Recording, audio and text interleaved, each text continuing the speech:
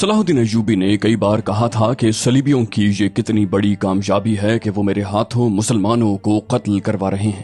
وہ بے شک ایمان فروش ہیں جنہیں میں نے غداری کی پاداش میں سزائے موت دی ہے، لیکن وہ مسلمان تھے، کلمہ گو تھے۔ کاش یہ لوگ اپنے دشمن کو پہچان لیتے۔ اب جب کہ شوبک کا قلعہ اس کے قدموں میں تھا اور وہ قلعے کی دیوار پر اپنے فوجی مشیروں وغیرہ کے ساتھ گھوم رہا تھا، اسے شہر کے مسلمان باشندے گروہ در گروہ ناچتے اور اللہ اکبر کے نعرے لگاتے نظر آ رہے تھے۔ اونٹوں پر شہیدوں کی لاشیں اور زخمی لائے جا رہے تھے۔ سلطان ایوبی گہری سوچ میں کھویا ہوا تھا۔ اس کا دست راست بہاؤالدین شداد اپنی یادداشتوں میں لکھتا ہے، صلاح الدین کے چہرے پر فتح و نصرت کا کوئی تاثر نہیں تھا۔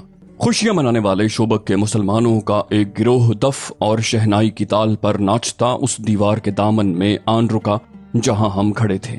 سلطان ایوبی انہیں دیکھتا رہا۔ لوگ اسے دیکھ کر پاگلوں کی طرح ناچنے لگے۔ ایوبی کے ہونٹوں پر مسکراہٹ تک نہ آئی۔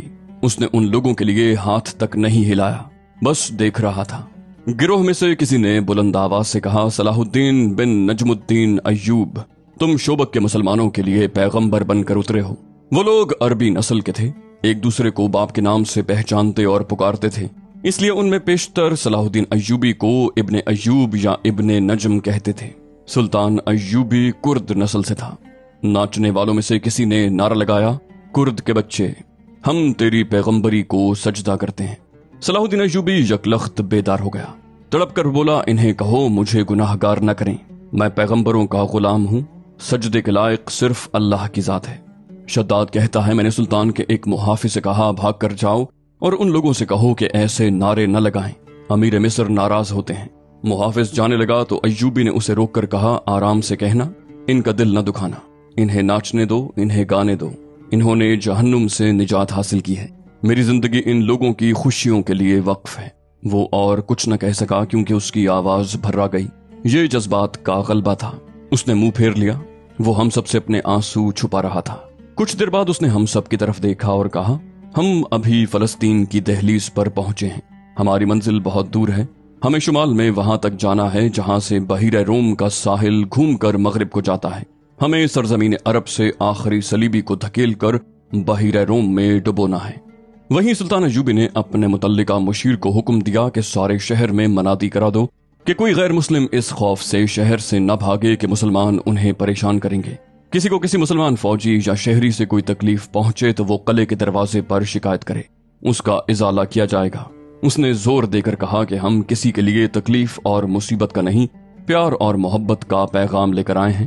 اگر کسی نے اسلامی حکومت کے خلاف کوئی بات یا حرکت کی تو اسے اسلامی قانون کے تحت سزا دی جائے گی، جو بہت سخت ہوگی، اور یاد رکھو کہ اسلامی قانون سے نہ کوئی غیر مسلم بچ سکتا ہے نہ مسلمان۔ اس کے ساتھ ہی اس نے حکم دیا کہ شہر میں اگر کوئی صلیبی فوجی یا جاسوس چھپا ہوا ہے یا اسے کسی نے اپنے گھر میں پناہ دے رکھی ہے تو وہ فوراً اپنے آپ کو مسلمان فوج کے حوالے کر دے۔ سلطان ایوبی کی فوج قلعے کی ایک دیوار توڑ کر اندر آ گئی تھی۔ اس نے حکم دے رکھا تھا کہ قلعے کے اس حصے پر فوراً قبضہ کیا جائے جہاں صلیبیوں کے محکمہ جاسوسی کا مرکز تھا۔ اس کے جاسوسوں نے اسے اس مرکز کے متعلق بہت سی معلومات دی تھیں اور رہنمائی بھی کی تھی، مگر صلیبی اتنے اناڑی نہیں تھے۔ انہوں نے سب سے پہلے اسی حصے کو خالی کیا اور دستاویزات نکال لے گئے تھے۔ ان کی جاسوسی کا سربراہ ہرمن اور اس کے دیگر ماہرین وہاں سے غائب ہو چکے تھے۔ البتہ 8 لڑکیاں پکڑی گئی تھیں جو علی بن سفیان کے حوالے کر دی گئیں۔ وہ ان سے معلومات لے رہا تھا۔ ان لڑکیوں نے بتایا تھا کہ کم و بیش 20 لڑکیاں وہاں سے نکل گئی ہیں۔ وہ سب اپنے طور پر بھاگی تھیں، ان کے ساتھ کوئی مرد نہیں تھا۔ مرد جاسوس بھی نکل گئے تھے۔ ان 8 لڑکیوں میں سے ایک نے اپنی ساتھی لڑکی لوزینہ کے متعلق بتایا تھا کہ اس نے ایک مسلمان فوجی حدید کو قلعے سے فرار کرا کے خودکشی کر لی تھی۔ شوبک میں امن اور شہری انتظامات بحال کرنے کی سرگرمیاں تھیں اور کرک میں شوبک پر حملے اور اسے سلطان ایوبی سے چھڑانے کی اسکیمیں بن رہی تھیں، لیکن صلیبی حملے کے لیے اتنی جلدی تیار نہیں ہو سکتے تھے جتنا وہ سمجھتے تھے۔ ان کے سامنے پہلا سوال تو یہ تھا کہ ان کے عالم جاسوس نے بڑی پکی اطلاع دی تھی کہ سلطان ایوبی کرک پر حملہ کرے گا۔ اس کی فوجیں کرک کی طرف آ رہی تھیں۔ ان کے قاہرہ کے جاسوسوں نے بھی ناقابل تردید اطلاعیں دی تھیں کہ سلطان ایوبی کی فوج کرک پر حملہ کرے گی، جس کی کمان وہ خود کرے گا۔ مگر آدھے راستے سے اس کی فوجوں نے رخ بدل دیا اور ایسی چالیں چلیں کہ صلیبی فوج جو مسلمانوں کو روکنے کے لیے گئی تھی شبخونوں کی زد میں آ گئی और सुल्तान अय्यूबी ने करक से इतनी ज्यादा दूर शोबक पर हमला कर दिया? ये सवाल एक कॉन्फ्रेंस में पेश किया गया था जिसमें सलीबी फौज के आला अफसर और सलीबी हुक्मरान मौजूद थे। उनके महकमाए जासूसी का सरबराह जर्मन नैयाद हरमन और आलिम जासूस, जिसे सुल्तान अय्यूबी ने काहिरा से गिरफ्तार करके रिहा कर दिया था, मुल्जिमों की हैसियत से कॉन्फ्रेंस में पेश किए गए थे। आलिम जासूस शोबक के किले से भागने में कामयाब हो गया था। उसे कॉन्फ्रेंस में हथकड़ियों में पेश किया गया था। उस पर इल्जाम ये था कि उसने गलत इत्तला देकर मुसलमानों को फायदा पहुंचाया और उनकी फतह का बायस बना। उसने एक बार फिर बयान दिया कि उसे ये इत्तला किस तरह मिली थी कि सुल्तान अय्यूबी करक पर हमला करेगा। उसने ये भी कहा कि अगर उसकी इत्तला में कोई शक था तो मुतल्लिका महकमे को उसके मुताबिक अमल नहीं करना चाहिए था। उसके इस बयान पर हरमन से पूछा गया कि उसने जासूसी के माहिर की हैसियत से क्यों तस्लीम कर लिया था कि उस जासूस की लाई हुई इत्तला बिल्कुल सही है। हरमन ने कहा, मुझे इस ज़िमन में बहुत कुछ कहना है। मैं ये दावा कर सकता हूँ कि मैं जासूसी और सुराग रसानी का माहिर हूँ, मगर कई मौके ऐसे आए हैं जिनमें मेरी महारत और मेरे जासूसों की मेहनत और कुर्बानी को नजरअंदाज किया गया। इसका नतीजा ये हुआ कि मेरी महारत फौज की मरकजी कमान के हुक्म या किसी बादशाह के हुक्म की नजर हो गई। इस कॉन्फ्रेंस में 3 हुक्मरान मौजूद हैं और इनकी मुतहिदा कमान के आला कमांडर भी मौजूद हैं, और जबकि हम इतनी बड़ी शिकस्त से दो चार हुए हैं जिसमें शोबक जैसा कला हाथ से निकल गया है, उसके साथ मीलों वसी इलाके पर मुसलमानों का कब्जा हो गया है। साल भर की रसद और दीगर साजो सामान दुश्मन के हाथ लगा है और शोबक की पूरी आबादी मुसलमानों की गुलाम हो गई है। मैं आपकी खामियां और अहमकाना हरकतें आपके सामने रखना अपना फर्ज समझता हूँ, और मैं आप सबको बसद एहतराम याद दिलाता हूँ कि हमने सलीब पर हल्फ उठाया है कि सलीब के वक़ार के लिए अपना आप कुर्बान कर देंगे। अगर आप में से किसी के जाती वक़ार को ठेस पहुंचे तो उसे सलीब का वक़ार पेश नजर रखना चाहिए। हरमन की हैसियत ऐसी थी कि कॉनरेड गे ऑफ लुजिनान और शाह ऑगस्टस जैसे खुदसर बादशाह भी उसकी बात रद्द करने की जुर्रत नहीं करते थे। जासूसी का तमाम तर निजाम उसके हाथ में था। इनमें तबाहकार जासूस भी थे। हरमन किसी भी हुक्मरान को खुफिया तरीके से कत्ल करवाने की हिम्मत और अहलियत रखता था। उसे इजाजत दी गई थी कि वो अपना तज्जिया पेश करे। उसने पूछा, मैं ये समझने से कासिर हूं कि दुश्मन के राज मालूम करने के लिए और उसकी किरदार कुशी के लिए सिर्फ लड़कियों पर क्यों भरोसा किया जा रहा है? किसी हुक्मरान ने कहा, इसलिए कि औरत इंसान की बहुत बड़ी कमजोरी है। किरदार कुशी का बेहतरीन जरिया औरत है, खा वो तहरीर में हो या गोश्त पोस्त की सूरत में हो। क्या तुम इससे इनकार कर सकते हो कि अरब में बहुत से मुसलमान उमरा, कलादारों और वज़रा को हमने औरत के हाथों अपना गुलाम बना लिया है? हरमन ने कहा, लेकिन आप ये नहीं सोच रहे कि इस वक्त मुसलमानों की हुकूमत फौज के हाथ में है। उनका खलीफा अपना हुक्म नहीं मनवा सकता। फौजी उमूर में उसका कोई अमल दखल नहीं। सलाहुद्दीन अय्यूबी की मिस्र में हैसियत एक गवर्नर की है, लेकिन उसने वहां के खलीफा को माजूल कर दिया है। इधर नूरुद्दीन जंगी है जिसकी हैसियत एक सालार और वजीर की है, लेकिन जंगी उमूर में उसे बगदाद के खलीफा से हुक्म और इजाजत लेने की कोई जरूरत नहीं। लिहाजा ये पेश नजर रखिए कि आपने चंद एक अमीरों, वजीरों और कलादारों को हाथ में ले लिया है तो उनकी हैसियत चंद एक गद्दारों की है। वो आपको अपने मुल्क का 1 इंच इलाका भी नहीं दे सकते। इस्लामी सल्तनत के असल हुक्मरान फौजी हैं। नूरुद्दीन जंगी और सुल्तान सलाहुद्दीन अय्यूबी ने अपनी फौजों की तरबियत ऐसी की है कि आप लड़कियों से उस फौज का किरदार खराब नहीं कर सकते और ना ही कर सके हैं। उस फौज के लिए शराब पीना संगीन जुर्म है। इस्लाम में हर किसी के लिए शराब हराम है। इस पाबंदी का असर यह है कि मुसलमान फौजी हो या शहरी, वो अपने होश ठिकाने रखता है। अगर सलाहुद्दीन अय्यूबी शराब का आदी होता तो आज मिस्र हमारा होता और सलाहुद्दीन अय्यूबी शोबक के किले का फातिह न होता, बल्कि इस किले में हमारा कैदी होता। एक कमांडर ने उसे टोक कर कहा, हरमन, अपनी बात लड़कियों तक रखो, हमारे पास मुसलमानों के औसाफ सुनने के लिए वक्त नहीं है। हरमन ने कहा, मैं ये कहना चाहता हूँ कि जासूसी के लिए लड़कियों का इस्तेमाल नाकाम हो चुका है। गुज़श्ता 2 बरसों में हम बड़ी कीमती लड़कियां मिस्र में भेजकर मुसलमान फौजियों के हाथों मरवा चुके हैं। लड़की के मामले में ये भी याद रखिए कि औरत जात जज्बाती होती है। आप लड़कियों को कितनी ही सख्त ट्रेनिंग क्यों न दें, वो मर्दों की तरह पत्थर नहीं बन सकती। हम उन्हें खतरों में फेंक देते हैं। खतरा बहरहाल खतरा होता है और दिलो दिमाग पर असर करता है। बाज़ औक़ात हालात बहुत ही बिगड़ जाते हैं। इन हालात में मुसलमान फौजी हमारी लड़कियों को तफरीह का जरिया बनाने की बजाय उन्हें पनाह में ले लेते हैं और उनके जिस्म अपने ऊपर हराम कर लेते हैं। लड़कियां जज्बात से मगलूब होकर रह जाती हैं। हाल ही में हमारी एक लड़की को सलाहुद्दीन अय्यूबी के एक कमांदार ने डाकुओं से बचाया और जख्मी हो गया। लड़की उसे शोबक में ले आई। हमने उसे मुसलमानों के कैंप में फेंक दिया। लड़की ने उसे हमारी फौज के एक अफसर की वर्दी पहनाकर कले से निकाल दिया। उसे घोड़ा भी दिया। मैंने लड़की को पकड़ लिया। लड़की ने जहर खाकर खुदकुशी कर ली। उसने सजा के खौफ से खुदकुशी नहीं की थी। उसने महसूस कर लिया था कि वो गुनाहगार है और अपने जिस्म को धोखे के लिए इस्तेमाल कर रही है। ये एहसास इतना शदीद था कि उसने जहर पी लिया। लड़कियों के खिलाफ मैं एक दलील और भी देना चाहता हूँ। हमारे पास जो जासूस लड़कियां हैं उनमें ज्यादा तादाद उनकी है जिन्हें हमने बचपन में मुसलमानों के काफिलों से या उनके घरों से अगवा कराया था। उन्हें हमने अपना मजहब और अपनी ट्रेनिंग दी। वो जवान हुई और अपना बचपन और अपनी असलियत भूल गईं। उन्हें याद भी न रहा कि वो मुसलमानों की बेटियां हैं, मगर हमने उनके सिर्फ नाम बदले, उनका मजहब और उनका किरदार बदला। उनके खून को न बदल सके। मैं इंसानी नफ्सियात को समझता हूँ, लेकिन ये मेरा तजुर्बा है कि मुसलमान की नफ्सियात दूसरे मज़ाहिब के इंसानों से मुख्तलिफ है। ये लड़कियां जब किसी मुसलमान के सामने जाती हैं तो जैसे उन्हें अचानक याद आ जाता है कि उनकी रगों में भी मुसलमान बाप का खून है। मुसलमान के खून से उसका मजहब निकलता नहीं। एक कमांदार ने कहा, तुम ये कहना चाहते हो कि किसी लड़की को जासूसी के लिए ना भेजा जाए। हरमन ने कहा, किसी ऐसी लड़की को ना भेजा जाए जो किसी मुसलमान के घर पैदा हुई थी। अगर आप लड़कियों को मेरे महकमे से निकाल ही दें तो सलीब के लिए बेहतर रहेगा। आप मुसलमान उमरा के हरमों में लड़कियां भेजते रहें। आप उन्हें फांस सकते हैं। वो आसानी से आपके हाथ आ जाते हैं क्योंकि उन्होंने मैदान जंग नहीं देखा। उनकी तलवार हमारी तलवार से नहीं टकराई। हमें उनकी सिर्फ फौज पहचानती है। दुश्मन को सिर्फ फौज जानती है, इसलिए वो हमारे झांसे में नहीं आ सकती। सलीबियों का शाह ऑगस्टस इंतहा दर्जे का शैतान फितरत हुक्मरान था जो इस्लाम की दुश्मनी को इबादत समझता था। उसने कहा, हरमन, तुम्हारी निगाह महदूद है। तुम सिर्फ सलाहुद्दीन और नूरुद्दीन को देख रहे हो, हम इस्लाम को देख रहे हैं। हमें उस मजहब की बेखुनी करनी है। उसके लिए किरदार कुशी और नजरियात में शकूक पैदा करना लाजमी है। मुसलमानों में ऐसी तहजीब राइज करो जिसमें कशिश हो।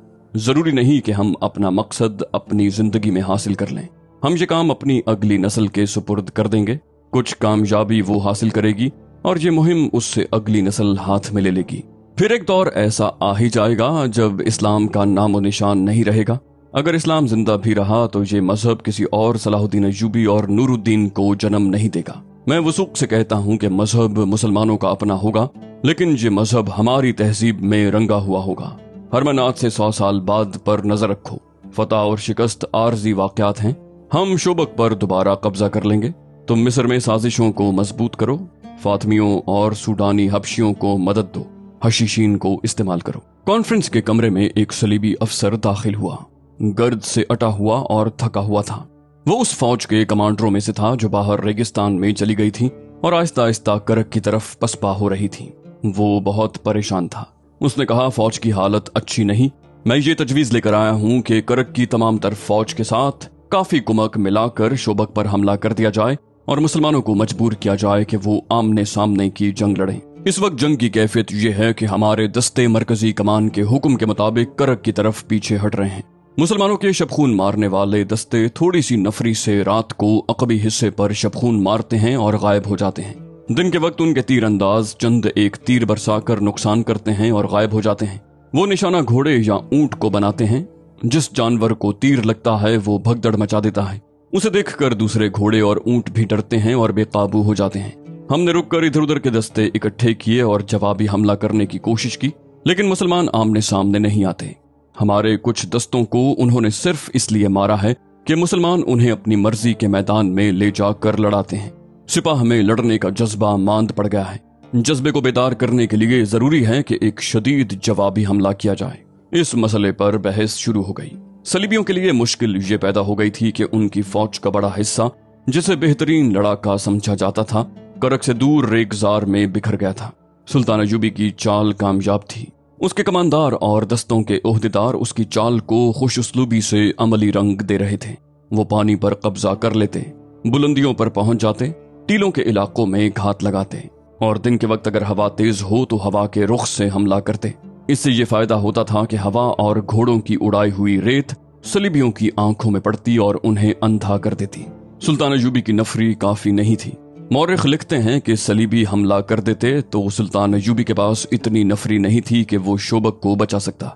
उसने जंगी फहम व फरासत से काम लिया और सलीबियों पर अपना रोब कायम कर दिया। शोबक के शुमाल मशरिक में सलीबियों की खासी फौज बेकार बैठी थी। उसे इस डर से वापस नहीं बुलाया जा रहा था कि नूरुद्दीन जंगी सुल्तान अय्यूबी को कुमक भेज देगा। सलीबी हुक्मरान और कमांडर करक के किले में बैठे हुए पेचोताब खा रहे थे। शोबक में अय्यूबी को ये मसला परेशान कर रहा था कि सलीबियों ने हमला कर दिया तो वो किस तरह रोकेगा। उसने ईसाइयों के भेष में अपने जासूस करक भिजवा दिए थे ताकि सलीबियों के अजाइम और मंसूबों से आगाह करते रहें। उसने ऐसा इंतजाम कर रखा था कि उसे महाज की खबरें तेजी से मिल रही थी। उसने शोबक से और गिरदोनिवाह के इलाके से फौज के लिए भर्ती शुरू कर दी और हुक्म दिया कि किले में फौरी तौर पर उनकी ट्रेनिंग शुरू कर दी जाए। सलीबियों के बहुत से घोड़े और ऊंट किले में रह गए थे।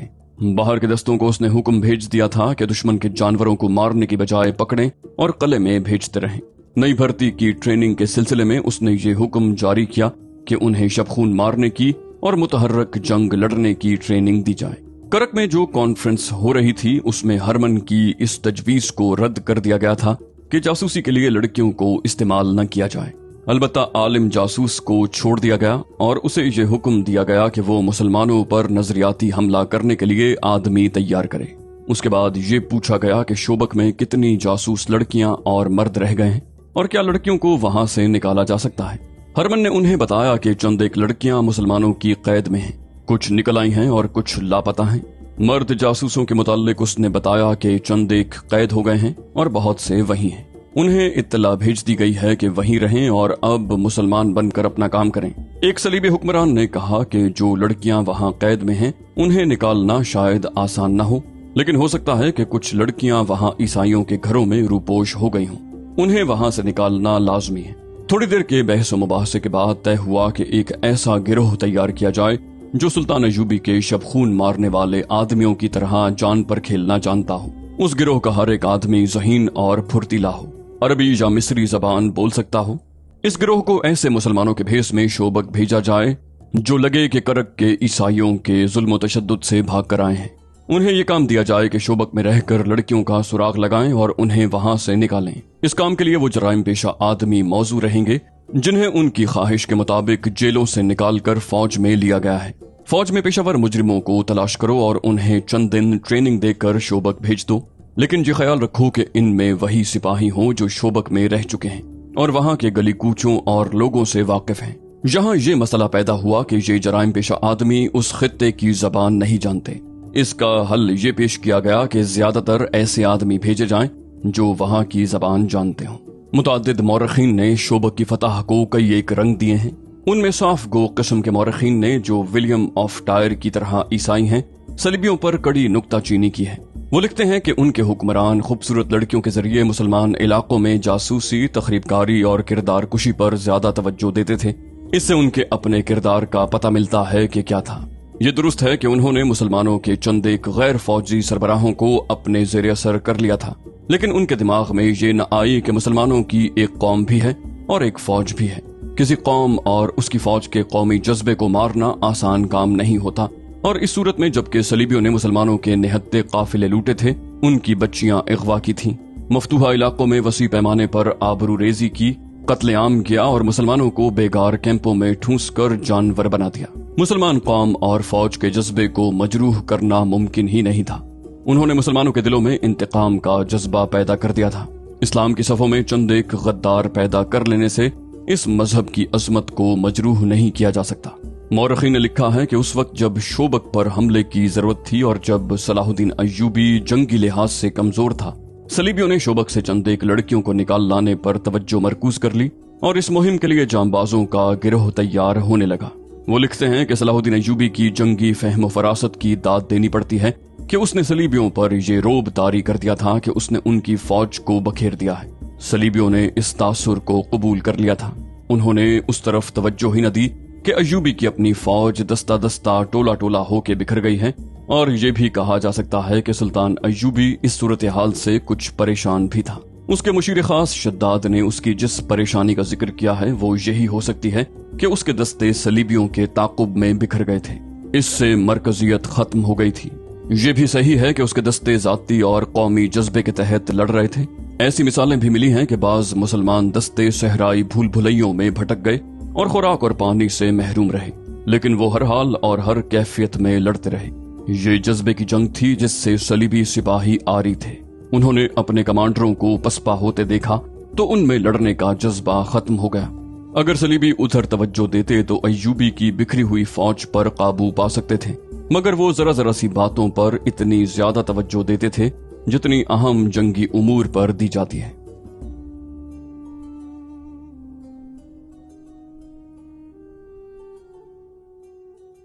तो दोस्तों, ये थी हमारी आज की एपिसोड। उम्मीद करते हैं आपको हमारी एपिसोड पसंद आई होगी। जाने से पहले इस वीडियो को लाइक, शेयर और कमेंट करना मत भूलिए।